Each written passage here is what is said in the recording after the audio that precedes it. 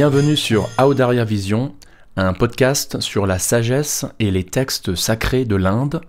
Je m'appelle Cyril Vorer ou Chandrasekhar, votre hôte, et on commence depuis quelques semaines une série qui s'appelle « Les prières dans la Bhakti ». La Bhakti, donc un nom sanskrit qui voudrait dire la dévotion, l'amour pour le divin, pour Dieu. Et nous allons nous concentrer sur des prières très connues, enfin relativement connues, d'un texte qui lui est, parmi tous les textes védiques, parmi tous les textes sacrés de l'hindouisme, on peut dire avec assurance le texte par excellence qui a le plus influencé la pensée intellectuelle et surtout la production de culture et d'art, de musique, d'architecture, etc.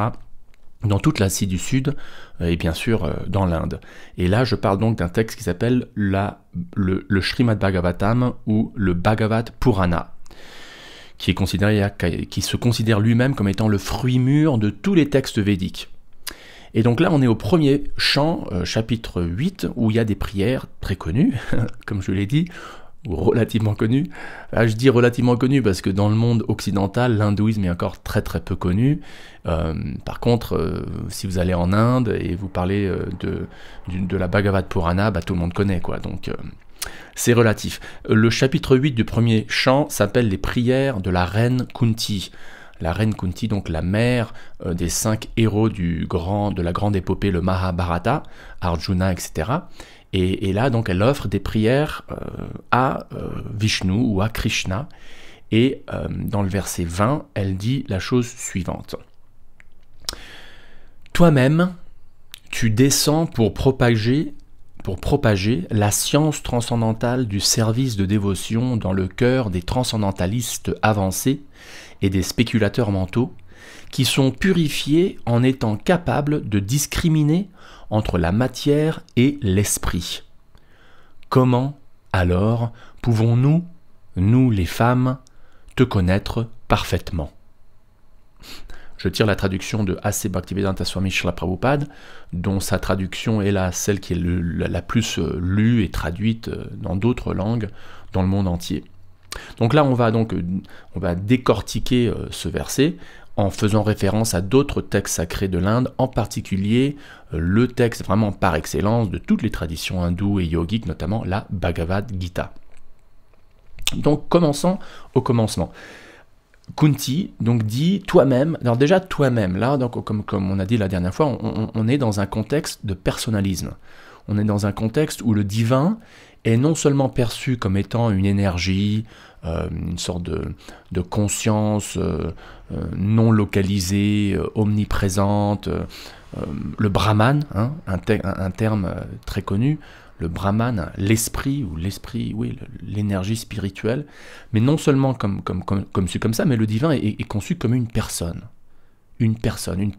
suprême, hein, Purushottama, la plus grande personne. Donc c'est pour ça que je parle d'un personnalisme ou d'un monothéisme, contrairement à pas mal de gens, enfin de moins en moins aujourd'hui, parce qu'il y a de plus en plus d'éducation là-dessus, de plus en plus de livres académiques qui sortent sur le sujet, mais contrairement à une certaine notion que l'hindouisme, c'est seulement...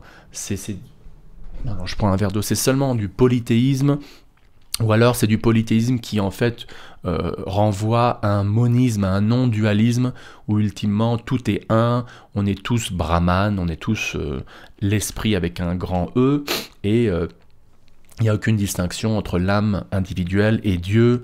Dieu n'a pas de forme, l'âme n'a pas de forme, tout est un. Contrairement à cette idée que l'hindouisme, c'est ça, il y a différents courants, hein, dans le panthéon ou sous le parapluie du mot hindouisme, qui lui-même est problématique parce que c'est un terme qui n'existe pas dans les textes originaux de l'Inde et des textes sanscrits indigènes à l'Inde. Mais il y a différents courants, et dont un qui s'appelle donc le Vishnouisme ou le Vaishnavisme ou le Krishnaïsme, qui prône un monothéisme vraiment ultra, quoi. Moi je parle d'un monothéisme extrême, qui est poussé à l'extrême, où il y a vraiment cette notion que Dieu est non seulement une énergie, mais aussi, et dans sa dimension ultime et plus confidentielle et plus secrète, est une personne suprême. Voilà. Donc là, quand on parle à quelqu'un et on dit « toi-même, tu fais ceci ou tu fais cela », on parle bel et bien d'une personne. On parle bel et bien d'une personne. Et donc là, tout de suite, dès le début, il y a cette notion de personnalisme.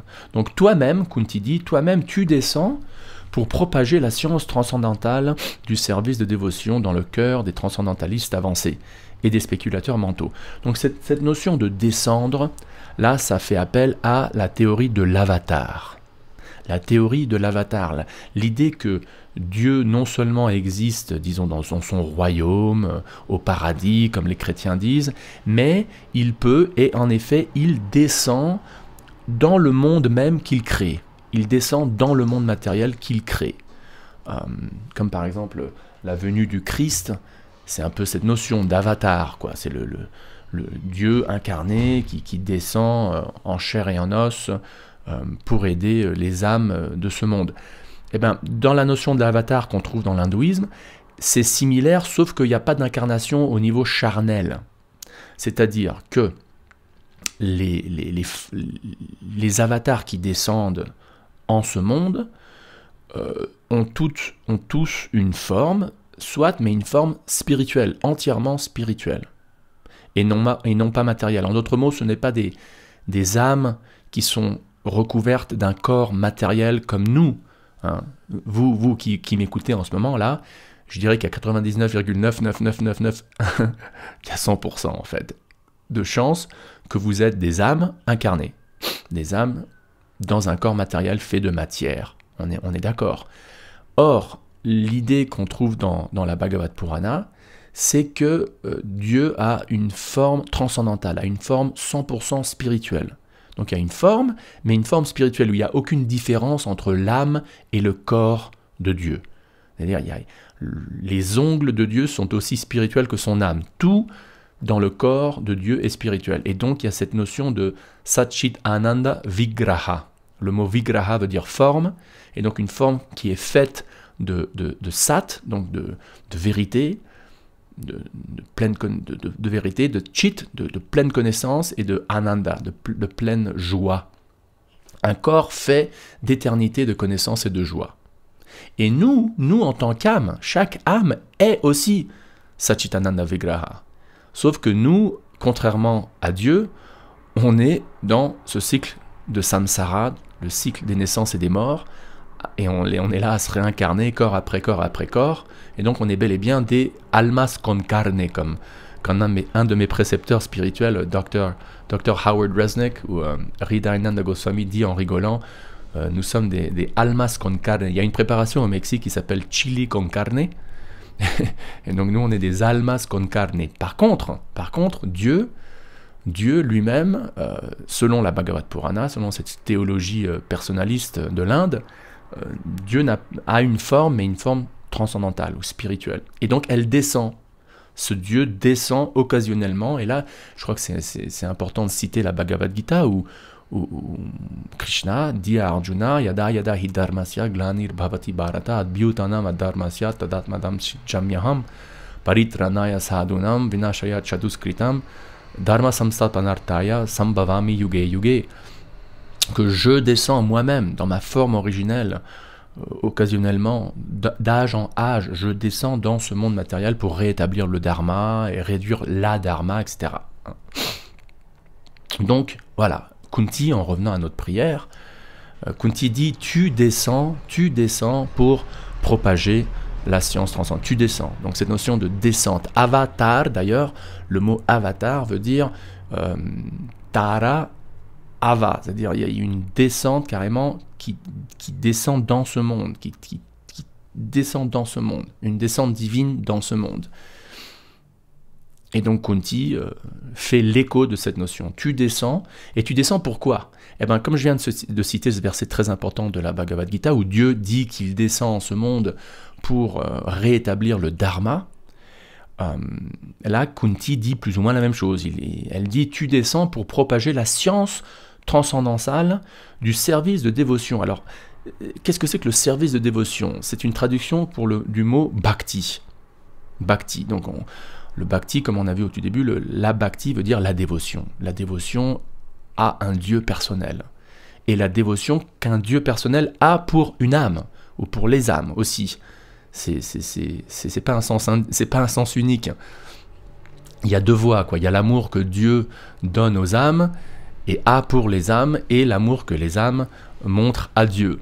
Et cette expression d'amour ou de dévotion envers Dieu et de Dieu vers les âmes, c'est la bhakti, la dévotion.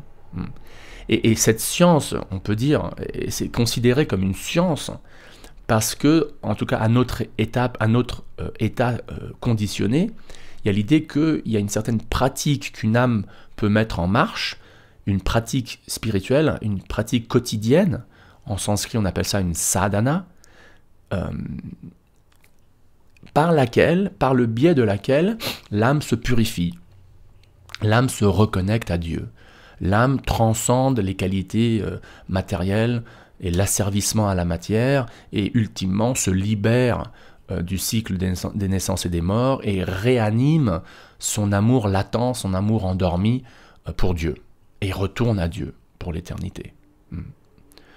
Et donc c'est considéré comme une science. Donc on appelle la science transcendantale. Et pourquoi transcendantale? Parce que transcendantale à quoi? Transcendantale veut dire spirituel et non pas matériel.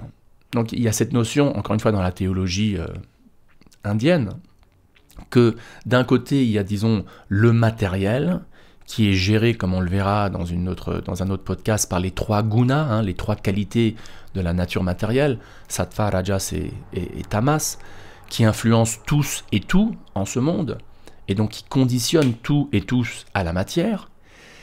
Mais par contre, l'âme, elle, est transcendantale, elle est au-delà du conditionnement matériel. Et Dieu aussi, comme on l'a vu aussi, est au-delà de la matière. Et la relation d'amour, donc la bhakti, la relation d'amour qui lie chaque âme et Dieu, et vice-versa, est aussi par définition transcendantale.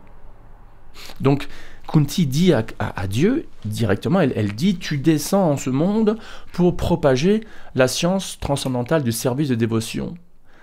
Tu viens, et c'est exactement ce que Dieu dit dans la Bhagavad Gita, que Dieu vient en ce monde pour rétablir le Dharma. Pour rétablir le Dharma, c'est-à-dire pour rétablir ce processus de reconnexion entre l'âme dans l'oubli, l'âme qui est dans le coma, avec Dieu. Kunti continue en disant dans le cœur, tu viens pour propager la science transcendantale du service ou de la bhakti dans le cœur des transcendantalistes avancés et des spéculateurs mentaux. Donc il y a cette notion que Dieu est bel et bien dans son royaume, etc., au paradis, comme on l'a dit, mais il scie aussi dans le cœur de chaque être, à côté de chaque être. Parce que chaque être est une âme, et chaque être est dans le cœur d'un corps matériel, et il y a l'idée que Dieu, lui aussi, accompagne cette âme, un peu comme la notion du Saint-Esprit dans le christianisme. Et chaque âme est accompagnée donc par Dieu lui-même, par un avatar de Dieu qui descend lui-même. On appelle ça le Paramatma, ou l'âme suprême qui est assise à côté de chaque âme. Et donc, quand l'âme rentre en contact ou se reconnecte avec Dieu, eh bien, il y a un processus de purification qui commence. C'est une notion de purification. Et donc la pratique quotidienne de reconnexion à Dieu est tellement essentielle parce que cette pratique quotidienne a comme effet la purification de l'âme, la purification de la conscience. Pour que ce qu'il y reste, ultimement, après cette purification, c'est la conscience pure de l'âme individuelle, qui connaît réellement sa relation intime avec Dieu, et qui ressent la présence de Dieu, et qui aime Dieu, et qui vit une vie complètement en conscience de Dieu, dans ce monde, et bien sûr dans l'au-delà. Et là, Kunti fait un commentaire assez intéressant, que certaines féministes n'aimeraient pas trop, je dirais. Elle dit « Comment alors pouvons-nous, nous les femmes, te connaître parfaitement ?» Parce que là, elle fait le contraste entre des grands philosophes, des spiritualistes, des transcendantalistes avancés, des spéculateurs philosophiques, mentaux, et nous, les simples femmes. Et elle dit donc, comment pouvons-nous, les femmes, te connaître parfaitement ? Et là, j'ai envie de lire quelques phrases du commentaire pour ce verset, dans la traduction et le commentaire de Srila Prabhupada, qui est mon grand-père spirituel, je peux dire, et dont les commentaires sont extraordinaires, je trouve. Et là, il dit quelque chose d'intéressant. Il dit « Ce fait est corroboré... » il dit « Les femmes en général sont incapables de spéculer comme les philosophes. Mais elles sont bénies par le Seigneur parce qu'elles croient immédiatement à la supériorité et à la toute-puissance du Seigneur. Et donc elles offrent des révérences sans réserve. » Donc il y a cette notion que la qualification pour connaître Dieu et pour recevoir les bénédictions de Dieu ne dépend pas d'un intellect, un intellect très développé ou très, très profond, une pensée sophistiquée, une intelligence très grande. Non. Ce qui satisfait Dieu, c'est comme Prabhupada va dire là dans la phrase suivante, « Le Seigneur est si bon qu'il ne montre pas de faveur spéciale seulement à celui qui est un grand philosophe. Il connaît la sincérité de l'intention. » Il connaît la sincérité de l'intention. Donc c'est la sincérité du cœur qui touche le cœur de Dieu, et non pas des qualifications matérielles. Et juste une dernière phrase de Prabhupada sur ce verset, c'est uniquement pour cette raison que les femmes se rassemblent généralement en grand nombre lors de toutes sortes de cérémonies religieuses. Dans chaque pays, dans chaque secte religieuse, il apparaît que les femmes sont plus intéressées que les hommes. Cette simplicité d'acceptation de l'autorité du Seigneur est plus efficace qu'une ferveur religieuse ostentatoire et insincère. Moi, par exemple, je fais des kirtans assez souvent à Paris, et à chaque fois qu'on organise un kirtan, donc un chant collectif de mantras, à chaque fois, mais il n'y a aucun doute, à chaque fois, disons sur 50 personnes qui viennent, il y a 40 femmes, 45 femmes et 5 hommes. Bon, après, selon la Bhagavad Gita, selon la philosophie indienne, nous ne sommes pas notre corps. Quelle que soit la tradition qu'on suit, nous ne sommes pas notre corps, nous ne sommes pas femmes, nous ne sommes pas hommes, parce que nous ne sommes pas notre corps. Mais c'est quand même intéressant de faire une observation comme ça, que les femmes, bien que généralement pas aussi, disons, enclins philosophiquement, ont un cœur, disons, simple, et pas tellement, avec moins d'ego peut-être, que les hommes en général, et donc sont capables d'accepter l'autorité de Dieu. Et ultimement, cette acceptation, cette soumission à Dieu, c'est quand même très important, quoi. Très important. Donc en revenant au verset même, en revenant à la prière de Kunti, elle dit donc, voilà, je vais relire le verset, « Toi-même, tu descends pour propager la science transcendantale du service de dévotion dans le cœur des transcendantalistes avancés et des spéculateurs mentaux, qui sont purifiés en étant capables de discriminer entre la matière et l'esprit. » Alors ça, cette notion aussi, c'est discriminer entre la matière et l'esprit est un point important. Selon la Bhagavad Gita, selon d'ailleurs tous les textes hindous ou védiques, nous ne sommes pas notre corps. Nous sommes l'âme dans le corps. Et donc, le résultat, un des résultats d'une pratique spirituelle, d'une pratique d'une science transcendantale, est de pouvoir discriminer entre l'âme et le corps. De pouvoir de moins en moins s'identifier avec notre corps. Ça ne veut pas dire qu'on le néglige, et qu'on ne se marie pas, on n'a pas d'enfants, on ne vit pas dans ce monde, on ne paye pas nos impôts à des politiciens de merde. Mais ça veut dire qu'on s'identifie moins à la voiture qu'on conduit, par exemple. On s'identifie en tant qu'âme dans des corps, et donc on voit ce monde comme un monde temporaire, dans lequel on est ici parce qu'on a rejeté Dieu originellement, et donc on se réincarne depuis des milliards et des milliards et des milliards de vies, etc. Mais nous ne sommes pas nos corps, et donc ce monde ici-bas n'est pas vraiment notre demeure. Et donc cette notion, cette capacité de discriminer entre la matière et l'esprit, c'est le résultat donc d'une pratique spirituelle. C'est le résultat d'une pratique spirituelle. Finalement, pour finir, ces descentes d'avatars, dans la tradition hindoue, il y a des listes de différents avatars. Après, on pourra faire un autre podcast sur les différents genres d'avatars. Et beaucoup de gens confondent les différents genres d'avatars. il y a des âmes individuelles qui sont exaltées, qui descendent dans ce monde. Elles ne sont pas Dieu, elles ne seront jamais Dieu, mais elles viennent pour propager la même science transcendantale, pour aider Dieu. L'exemple favori, c'est Jésus, par exemple. Mais après, il y a carrément des avatars où c'est carrément Dieu lui-même qui descend. Et donc là, par exemple, Krishna lui-même, qui énonce la Bhagavad Gita il y a environ 5000 ans, est considéré comme l'avatari, l'originel, la forme originelle de Dieu. Et après, il y a d'autres avatars, différents types d'avatars de Vishnu. Après, il y a la forme du sanglier divin, le poisson divin, la forme moitié homme, moitié lion de Nrsimhadev.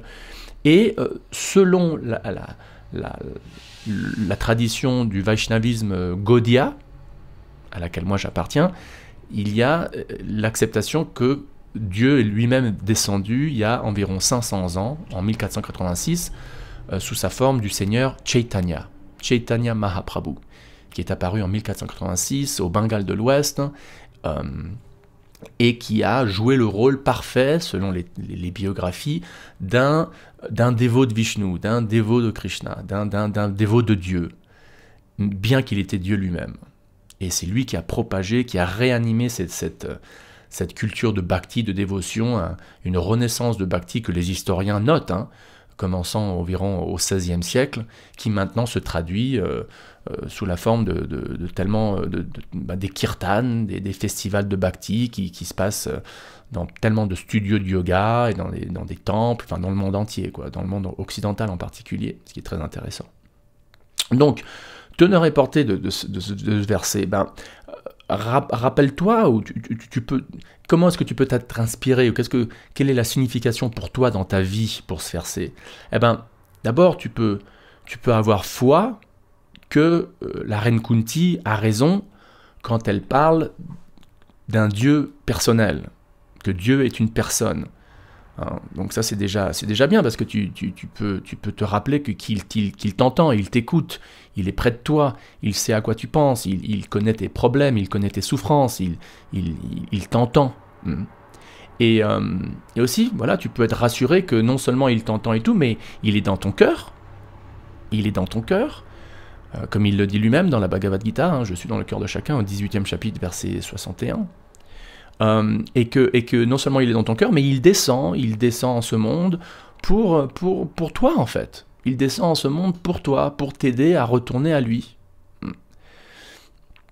Et un autre point qui est important à te souvenir, c'est que bien que tu peux et tu devrais engager tous tes atouts matériels, que ce soit ta beauté physique, ton intelligence, tes talents musicaux ou de business, ou quels que soient tes talents, tout ce que tu as, disons, d'atouts matériels, tu as un devoir de les engager au service de Dieu. Et en les engageant au service de Dieu, tu participes à cette science transcendantale, où tu purifies ta propre conscience en engageant tes sens et tes atouts matériels au service de Dieu. Mais en même temps, tu dois te souvenir que ces qualités matérielles que tu puisses avoir, que ce soit encore une fois une grande intelligence, beaucoup d'argent, une grande beauté, être très connu, ce ne sont pas des qualités en elles-mêmes qui satisfait, qui donne plaisir, ou qui satisfait, j'arrive pas à conjuguer le mot satisfaire au pluriel, qui donne satisfaction à Dieu. Ce ne sont pas des qualifications pour plaire à Dieu, pour faire plaisir à Dieu, pour lui être cher. Donc ça c'est important à t'en souvenir, que tu as beau avoir plein de qualifications matérielles que tu dois engager au service de Dieu, soit, et c'est génial, mais ultimement, la simplicité du cœur, comme Prabhupada dit dans la teneur et portée de ce verset, la sincérité de l'intention, une intention de simplement vouloir servir et aimer Dieu sans rien de plus, c'est ça vraiment ta qualification. Donc voilà, nous avons vu ce verset très connu de la reine Kunti. On va continuer dans le prochain podcast dans ces prières connues de la reine Kunti, où elle continue à nous inspirer, et nous devrions comme ça continuer à voir Dieu de la même manière qu'elle voit Dieu, et d'essayer de vivre notre vie de manière humble et simple, en essayant comme j'ai dit, de connecter tout le matériel au spirituel, dans cette science spirituelle, et ayant une pratique quotidienne, en particulier du chant des saints noms de Dieu, qu'on devrait chanter et réciter de manière quotidienne pour rester dans le feu, entre guillemets, pour rester inspiré dans notre dévotion. Et comme ça, on peut vivre une vie paisible, enfin aussi paisible que possible dans un monde qui est par définition un monde de souffrance, mais une vie aussi paisible qu'il est possible, et en même temps essayer d'aider la cause de Dieu, à essayer d'aider autrui aussi à se tourner vers Dieu, à se reconnecter par le biais de la dévotion pour vivre une vie dédiée à Dieu et pour, on l'espère, ne plus renaître dans le monde matériel après avoir quitté notre corps. Merci, à la prochaine. Hare Krishna. Krishna Kirtana Ganana Tanapano Premamritam Manidhi